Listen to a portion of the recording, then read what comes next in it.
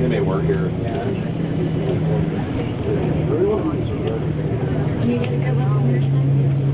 I'm the best. They really need to get rid of work on it. Work with it.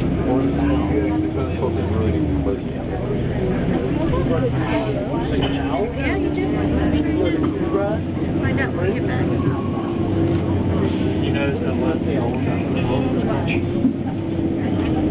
I got some of it. I keep here and there.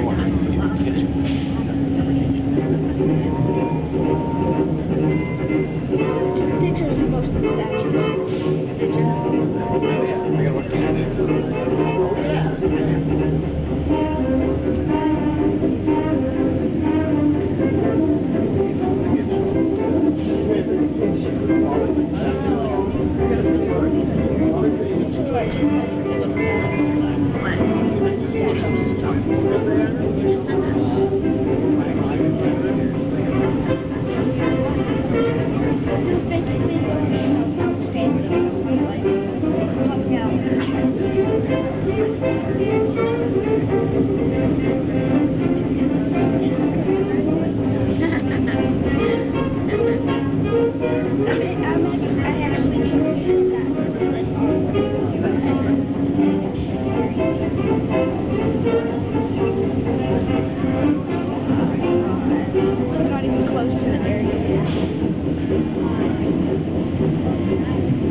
Welcome back. Your tour is not over yet. There's a lot more to tell you about and more for you to see on the way down to the visitor center. As we get started, please remember to remain seated while the bus is moving.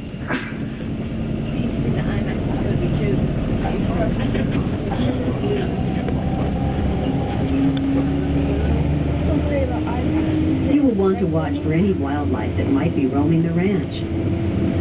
Also, watch for the pergola as we make our way through the landscaped area. It will be up to the left. It's a little easier to see on the downhill trip. Remember that the pergola was used by Mr. Hearst and his guests as a horseback riding path and walking trail. Here's the start. In just a few moments, we will be passing by the bear cages on the left. Mr. Hearst had these cages made like some he had seen while visiting a zoo in Germany. They are empty now, but they once housed the polar bear and other types of bears. The zoo was active for a very short time here on the ranch, about 10 years. In the late 1930s, into the very early 1940s, the animals were donated to zoos in California, including the San Francisco, Los Angeles, and San Diego zoos. Some of the animals were purchased by private individuals. Mr. Hearst always made sure that wherever the animals went, they would be taken care of properly. We hope that you are enjoying the tour and that you will return for another tour today or sometime in the future. There are 4 daytime tours plus a wheelchair-accessible tour at Hearst Castle, and each one features a different portion of Mr. Hearst's San Simeon estate. Tour number 1 is suggested for those taking their first tour. Included are the large rooms of the main house and one of the guest houses. Tour number 2 covers the upper rooms of the main house, including 2 libraries, bedroom suites, and Mr. Hearst's private quarters, the Gothic Suite. The large commercial-style kitchen is also included on this tour. Tour number 3 gives an interesting contrast between one of the guest houses completed in the early 1920s and the north wing of the main house completed in 1947 in a more modern style. Tour number 4 is offered April through October and presents an overview of the gardens and buildings. This tour does not enter the main house, but features Casa del Mar, the largest and most elaborate of the 3 guest houses. This was the guest house which was occupied most by Mr. Hearst. The evening tour program presents the castle at twilight, lit by recently restored outdoor lighting. The tour includes highlights of the 4 daytime tours and features people dressed in 1930s period clothing, adding life to the magnificent surroundings. Evening tours are available on selected dates. Please check with the docent at the information booth in the Visitor Center for more evening tour information.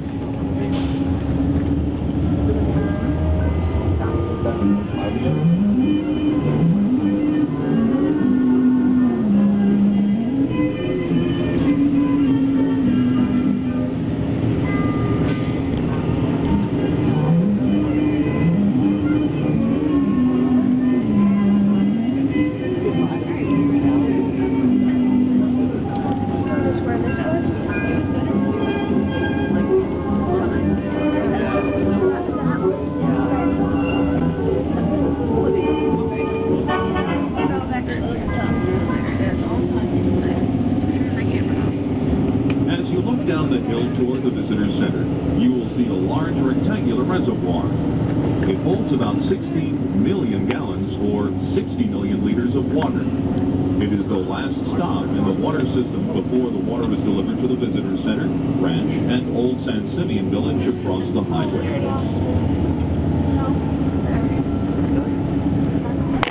North of the Visitor Center, between us and the ocean, you will see the private airstrip of the Hearst Corporation.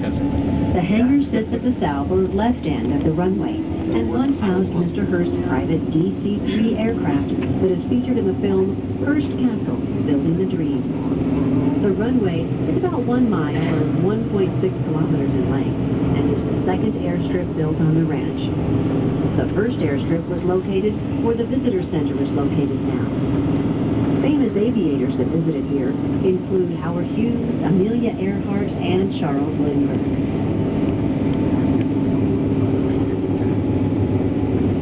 Look north along the coastline near a large white rock about 8 miles or 12.8 kilometers north of San Simeon Bay. You will see the Piedras Blancas Lighthouse. It means white rock in Spanish. The lighthouse was built in 1875. The main lighthouse structure stands 70 feet or 21 meters tall. The lantern room was equipped with a famous Fresnel lens made in France. During a storm in 1949, the lantern room was destroyed. The lens and the lighthouse tower survived the storm, and the lens is now on display in a specially built structure located on Main Street in the town of Cambria to the south. Using a modern computerized light atop the lighthouse tower, the Piedras Blancas Lighthouse continues to serve the navigational needs of those sailing the California coast.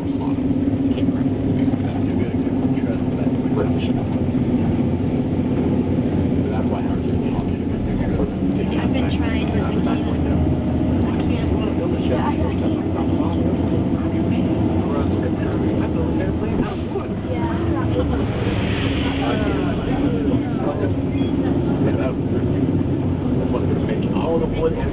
awesome. You know what? It's bigger than 747. It's huge.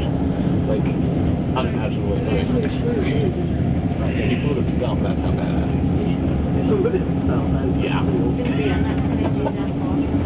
Your Hearst Castle adventure will continue when we arrive at the Visitor Center. A visit to Hearst Castle is not complete without seeing National Geographic Theater's giant screen film, Hearst Castle, Building the Dream. Experience how state-of-the-art technology immerses the viewer in the rich history of Hearst Castle in this spectacular 40-minute film.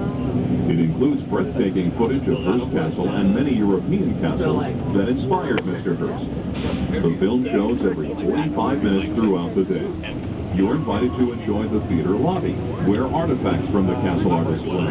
Check the schedule for other feature films in this state-of-the-art cinema experience. Tickets for the film are available at the theater box office. The National Geographic Theater is located directly across from the bus boarding area at the Visitor Center. While at the Visitor Center, be sure to see the ongoing restoration and conservation work in the exhibit building. The free exhibit on William Randolph Hearst describes his life and times and the construction of his San Simeon estate.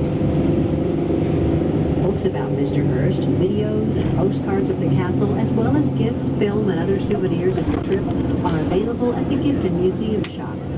Food and drink service is provided for your convenience as well.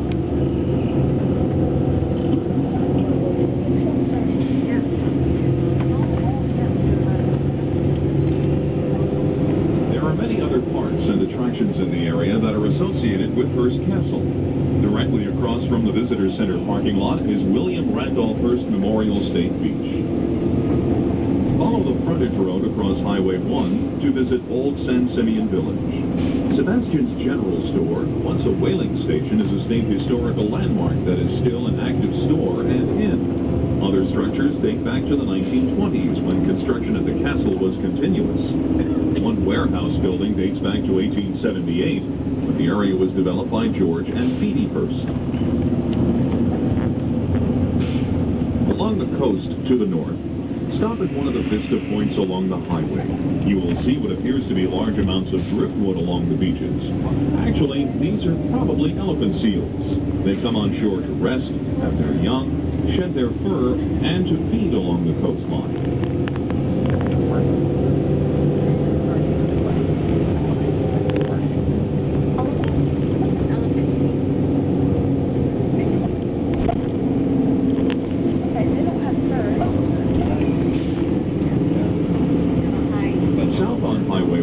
Moonstone Beach Drive. Enjoy the walking paths on the bluffs above the ocean, or have a picnic at Leffington Landing.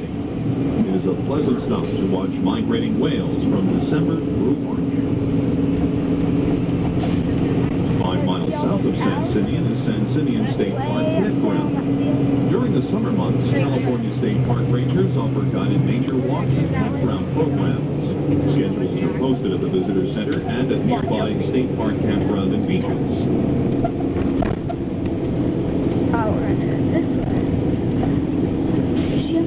Coming up on the left side, you will see a Spanish-style home, also designed and built by Julia Morgan. In Mr. Hearst's time, this was the poultry farm building. Today, it is the ranch foreman's private home.